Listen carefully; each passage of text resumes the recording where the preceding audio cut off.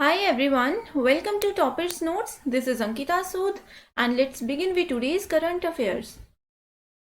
Our first article is The Cryptocurrency Deception, Is There Need to Be Scrutinized?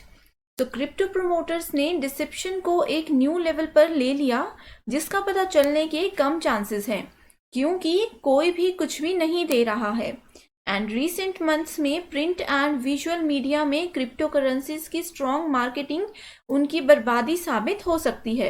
इसके अलावा CBI and ED जैसे fraud prevention enforcement organisations कुछ समय में उनसे कैचअप करेंगे। Next article is in rare move EC pushes Punjab polls. तो पंजाब में अपनी न्यू गवर्नमेंट इलेक्ट करने के लिए वोट्स से लगभग एक महीना पहले चीफ मिनिस्टर ने इलेक्शन कमीशन से गुरु रविदास जयंती की वजह से 14 फरवरी के असेंबली इलेक्शन को 6 डेज के लिए पोस्टपोन करने का आग्रह किया है।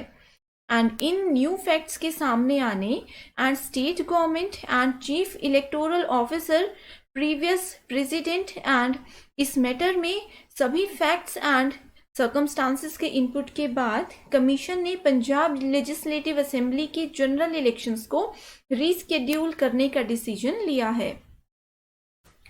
Our next article is The Devas Entrix Deal and its Aftermath. तो सुप्रीम कोर्ट ने मंडे को Dewas that is digitally enhanced video and audio services multimedia private limited को बंद करने के NCLAT के डिसीजन की पुष्टि की है। इसके अलावा देवास ने इसरो की स्पेस ब्रांच एंट्रिक्स कॉरपोरेशन के कोलैबोरेशन से पूरे इंडिया में कार्स एंड मोबाइल फोन्स में सैटेलाइट के थ्रू मोबाइल रिसीवर्स के लिए video multimedia and information services को लाने की डिमांड की है। हमारा अगला आर्टिकल है India Post Payments Bank's customer base crosses 5 crore mark. So IPPB ने अपने 1.36 लाख पोस्ट ऑफिसेस के थ्रू इन 5 करोड़ अकाउंट्स को डिजिटल एंड पेपरलेस मोड से खोला जिसमें से कि टोटल 1.25 लाख रूरल एरियाज में लगभग 1.47 lakh door step banking services providers की हेल्प से हैं। इसके साथ IPPB ने 2,80,000 पोस्ट ऑफिस एम्प्लॉयज की स्ट्रेंथ का लाभ उठाते हुए aware and empowered customer based बनाकर दुनिया का सबसे बड़ा digital financial literacy programme achieve किया है। IPPB ने आगे ये कहा है कि उसने NPCI, RBI एंड UIDAI की interportability payments and settlement system के थ्रू 13 से ज़्यादा लैंग्वेजेस में डिजिटल बैंकिंग को ग्रास रूट लेवल पर ले गया है। Next article we have is Mount Victoria Babax bird species spotted in India after 25 years. So Mount Victoria Babax bird को इंडिया में मिजोरम में 25 ईयर्स के लॉन्ग गैप के बाद रिसेंटली देखा गया है। एंड 1997 के बाद ये स्पीशीज इंडिया में नहीं देखी गई थी कहीं पे भी। एंड 2 बर्ड्स ने Phawngpui that is Blue Mountain National Park Mizoram में ये साइट देखी है। Next article is CSIR's newly developed disinfection technology now open for general rollout. So union minister doctor Jitendra Singh ने 17 जनवरी 2022 को अनाउंस किया है कि CSIR की न्यूली डेवलप्ड डिसइंफेक्शन टेक्नोलॉजी अब कॉमन मासेस के यूज के लिए जनरल रोल आउट के लिए खुली हैं। इन टेक्नोलॉजी का रेलवे AC बसेस एंड यहाँ तक कि पार्लियामेंट हाउस में भी सक्सेसफुली ट्रायल किया गया है एंड जहाँ इसे SARS-CoV-2 के एयरबोन को कम करने के लिए इफेक्टिव भी पाया गया है। एंड इस मशीन के पीछे की टेक्नोलॉजी पोस्ट कोविड एरा के भी रेलेवेंट रहेगी। हमारा अगला आर्टिकल है RBI proposes new norms for classification of banks investment portfolio. So Reserve Bank of India ने फ्राइडे को बैंक्स के इन्वेस्टमेंट पोर्टफोलियो के क्लासिफिकेशन एंड वैल्यूएशन के लिए न्यू नॉर्म्स प्रपोज किया ताकि उन्हें global prudential framework and accounting standards के साथ अलाइन किया जा सके। इसके अलावा प्रपोज्ड नॉर्म्स के अकॉर्डिंग बैंक्स के इन्वेस्टमेंट पोर्टफोलियो को held to maturity that is HTM, available for sale that is AFS and fair value through profit and loss account that is FVTPL में डिवाइड किया जाएगा। इन्वेस्टमेंट पोर्टफोलियो के classification and valuation पर prudential norms and related extent instruction large scale पर banks में investment portfolio के valuation पर informal groups की रिपोर्ट पर बेस्ड है, जिसे कि 1999 में सबमिट किया गया था। एंड इन इनफॉर्मल रिपोर्ट्स की रिकमेंडेशन की परिणति अक्टूबर 2020 में इन्वेस्टमेंट पोर्टफोलियो पर प्रेसिडेंशियल गाइडलाइंस इशू करने के रूप में हुई थी, जो कि करंट नॉर्म्स का बेसिस है। इसके अलावा कुछ न्यू नॉर्म्स कमर्शियल बैंक्स के इन्वेस्टमेंट पोर्टफोलियो के लिए क्लासिफिकेशन, वैल्यूएशन, ऑपरेशंस के regarding existing guidelines and global standards and practices के बीच के गैप को पार करने का प्रपोजल रखते हैं। Next article is consumer confidence and it's impacts. तो RBI ने कहा है कि कंज्यूमर एंड बिजनेस कॉन्फिडेंस के साथ इनकमिंग हाई फ्रीक्वेंसी स्ट्रॉन्ग बनी हुई है और इनकमिंग हाई फ्रीक्वेंसी इंडिकेटर्स में तेजी आई है। इसके अलावा इसने ये भी कहा है कि ओमिक्रॉन से होने वाले कोविड-19 की थर्ड वेव एक फ्लैश फ्लड है। हमारा अगला आर्टिकल है forest reports conclusion of increase in cover should not lead to complacency. तो 13 जनवरी को union environment minister Bhupender Yadav ने इंडिया की 17th state of forest report release की है and forest survey of India that is FSI द्वारा prepare की गई रिपोर्ट में कहा गया है कि लास्ट 2 इयर्स में कंट्री के फॉरेस्ट एंड ट्री कवर में 2261 स्क्वायर किलोमीटर की वृद्धि हुई है।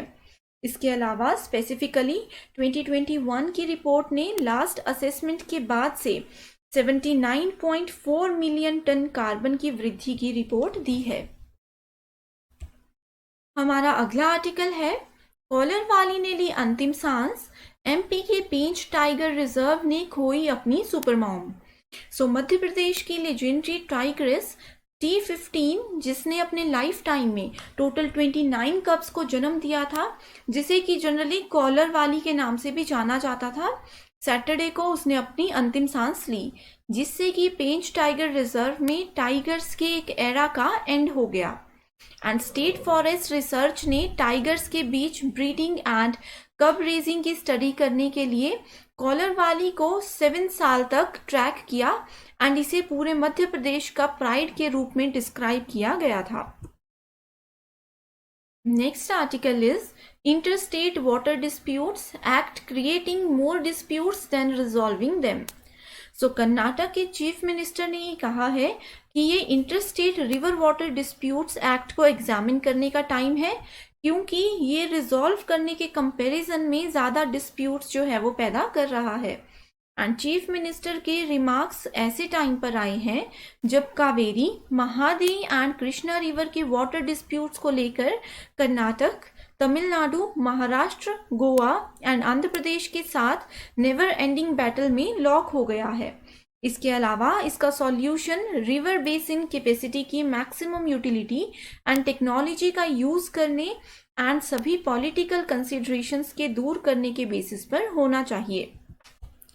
Next article is power secretary reviews status of biomass utilisation in thermal power plants in the country that is Samarth. So SAMARTH stands for Sustainable Agrarian Mission on Use of Agro-Residual in Thermal Power Plants. So farmers की income में वृद्धि करते हुए पराली जलाने को कम करने and thermal power plants के कार्बन फुटप्रिंट को कम करने के लिए गवर्नमेंट ऑफ इंडिया ने थर्मल पावर प्लांट्स में बायोमास के यूज पर नेशनल मिशन की एस्टैब्लिशमेंट के साथ वेरियस प्रोएक्टिव स्टेप्स उठाए हैं। एग्रो रेजिडुअल बायोमास, जिसे पहले वेस्ट प्रोडक्ट माना जाता था, अब कंट्री के सिटीजन के लिए जीरो कार्बन इलेक्ट्रिसिटी का प्रोडक्शन शुरू कर दिया गया है। इसके अलावा इन टर्न फार्मर्स को पराली बायोमास को टोरीफिड या फिर नॉन टेरिफाइड बायोमास पैलेट्स में बदलने के लिए बेचकर एडिशनल इनकम मिल रही है।